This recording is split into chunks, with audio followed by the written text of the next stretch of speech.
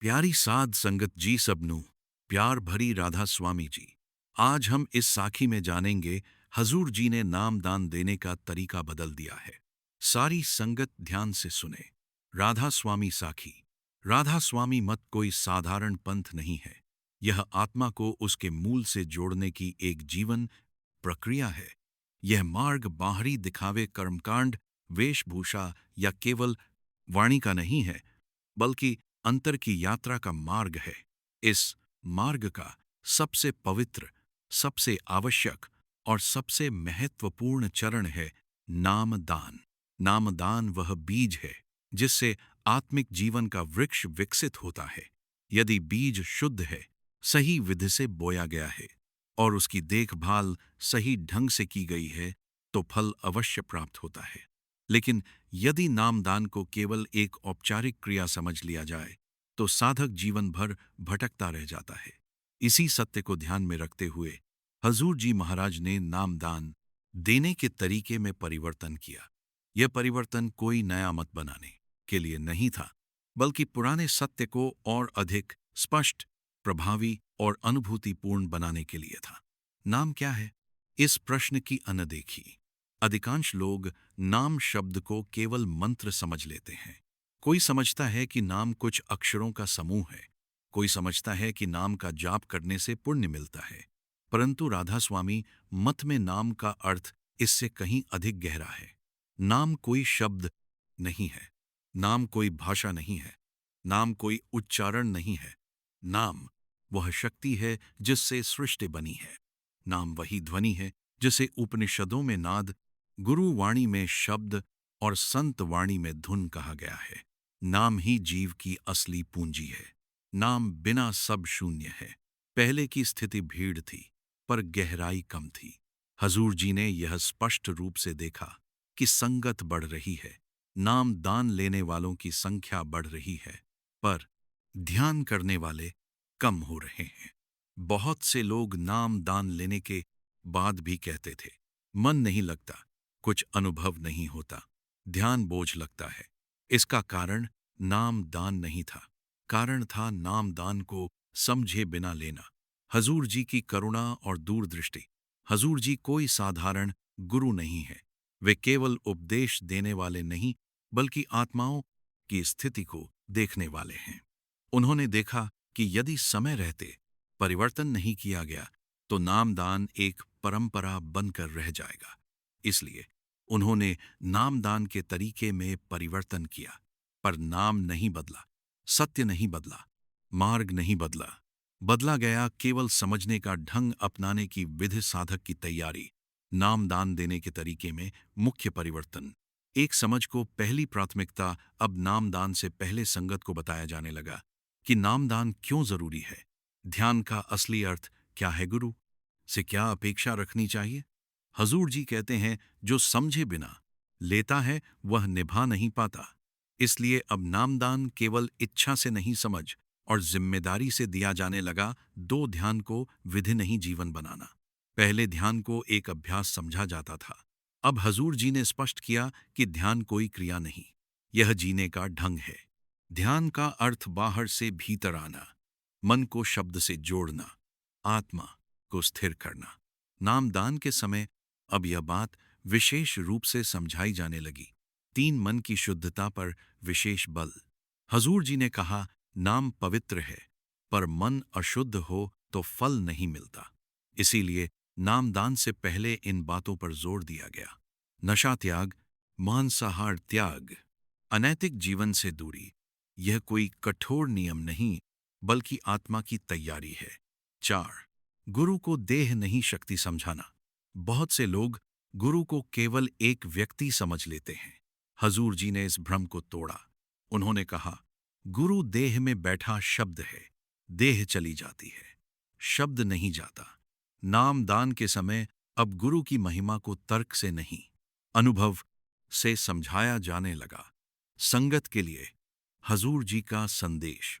हजूर जी बार बार संगत से कहते हैं, मैं किसी को नाम दान के लिए मजबूर नहीं करता, पर जो ले वह निभाए। नाम दान लेने के बाद रोज ध्यान, नियमित सिमरन, सेवा और प्रेम, इन बातों पर जोर दिया गया। राधा स्वामी साखी का गुण अर्थ राधा स्वामी साखी केवल कथा नहीं है, यह अनुभव की भाषा है। साखी कहती है, बाहर का संसार भ्रम है, भीतर का शब्द सत्य है। गुरु वही है जो भीतर ले जाए। हजूर जी ने नामदान की विधि बदलकर साखी को जीवन में उतारने का मार्ग सरल किया। आज की संगत और नामदान, आज का समय पहले जैसा नहीं है। मन अधिक चंचल है, विकार अधिक है, ध्यान भंग अधिक है। इसीलिए नामदान का तरीका बदलना समय की आवश्यकता थी। हजूर जी ने यह बदलाव करके साधक को चेताया, मार्ग को बचाया, सत्य को सुरक्षित किया। नामदान कोई वचन नहीं, व्रत है। हजूर जी कहते हैं, नामदान लेने का अर्थ है प्रभु से वादा करना। यह वादा है समय देने का, मन लगाने का, जीवन सुधारने का। जो यह वादा निभाता है वही वास्तव में नाम दानी है।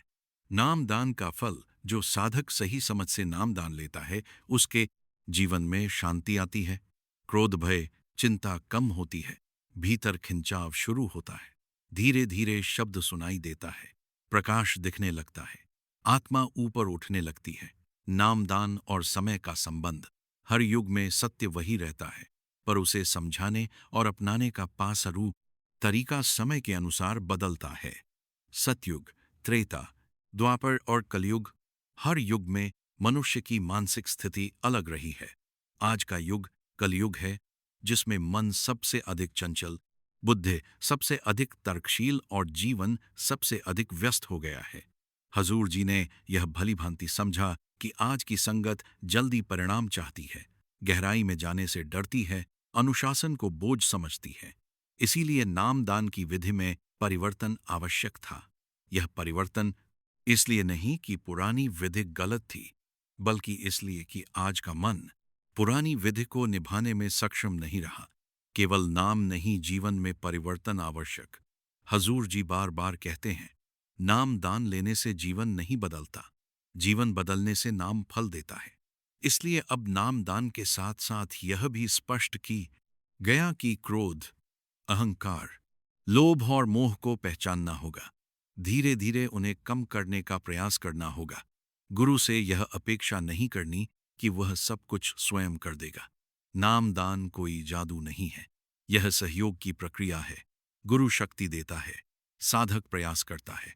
ध्यान क्यों नहीं लगता? हजूर जी का उत्तर, बहुत से साधक कहते हैं, हम नामदान तो लेते हैं पर ध्यान नहीं लगता। हजूर जी इसका उत्तर बड़े सरल शब्दों में देते हैं, जिस मन को तुमने दिन भर संसार में दौड़ाया, उसे एकदम भीतर बैठने को कहोगे तो वह कैसे मानेगा? इसीलिए नामदान की नई विधि में धैर्य सिखाया गया, अपेक्षाएं कम करने को कहा गया, छोटे छोटे अभ्यासों पर बल दिया गया, ध्यान को संघर्ष नहीं सहजता बनाया गया। गुरु की भूमिका करने वाला, नहीं जगाने वाला। एक बहुत बड़ा भ्रम यह होता है कि गुरु सब बर्ड कुछ कर देगा। हजूर जी इस भ्रम को तोड़ते हैं। वे कहते हैं, गुरु सोई हुई आत्मा को जगाता है, चलना आत्मा को स्वयं पड़ता है। नामदान के समय अब यह बात विशेष रूप से समझाई जाने लगी कि गुरु मार्ग दिखाता है, गुरु शक्ति देता है, पर साधना साधक को स्वयं करनी होती है। यह समझ आते ही साधक की जिम्मेदारी की भावना बढ़ दिखाता है, जाती है। सेवा का महत्व, नाम दान का विस्तार।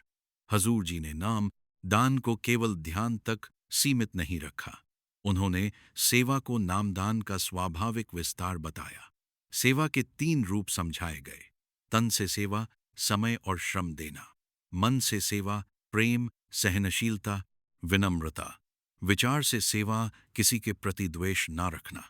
हजूर जी कहते हैं, जो ध्यान में नहीं बैठ पाता वह सेवा से अपने मन को पिघला सकता है।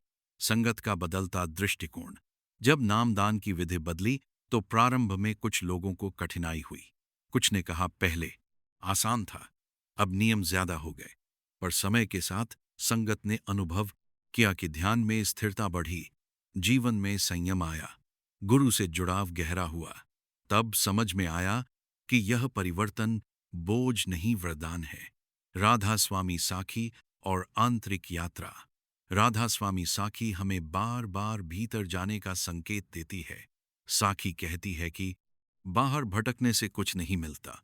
शब्द भीतर ही सुनाई देता है, प्रकाश भीतर ही दिखाई देता है। हजूर जी ने नामदान की विधि बदलकर साखी को केवल सुनने की नहीं, जीने की वस्तु बना दिया। आज की संगत के लिए चेतावनी। हजूर जी ने एक स्पष्ट चेतावनी भी दी। नामदान लेकर यदि तुम संसार में ही डूबे रहे तो यह अवसर व्यर्थ चला जाएगा। इसलिए संगत को कहा गया, मोबाइल, मनोरंजन, व्यर्थ चर्चा कम करें, समय का सदुपयोग करें, रोज थोड़ा ही सही पर नियमित ध्यान करें। नामदान सौभाग्य या जिम्मेदारी? बहुत से लोग कहते हैं हमें नामदान मिल गया, हम भाग्यशाली हैं। हजूर जी कहते हैं नामदान भाग्य नहीं, एक बहुत बड़ी जिम्मेदारी है, क्योंकि लाखों में किसी को मिलता है, बार बार नहीं मिलता। यह आत्मा का अंतिम सहारा है। इसलिए नामदान को हल्के में लेना आत्मा के साथ अन्याय है। अंत की ओर हजूर जी का अंतिम संदेश। हजूर जी का संदेश बहुत सरल है। मैंने नामदान का तरीका इसलिए बदला ताकि तुम रास्ते में भटको नहीं। यह परिवर्तन गुरु की करुणा का प्रमाण है, संगत के प्रति उत्तरदायित्व है, सत्य के प्रति निष्ठा है। जो संगत इस बात को समझेगी वही वास्तव में राधा स्वामी मार्ग की आत्मा को पाएगी।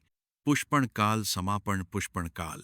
हजूर जी ने नाम दान देने का तरीका बदलकर संगत को बाहरी निर्भरता से हटाकर आंतरिक जागरूकता की ओर मोड़ा। यह परिवर्तन समय की मांग था, आत्मा की पुकार था, गुरु की कृपा था। जो संगत ध्यान से सुनेगी, जो मन से अपनाएगी, उसकी आत्मा अवश्य उस शब्द से जुड़ जाएगी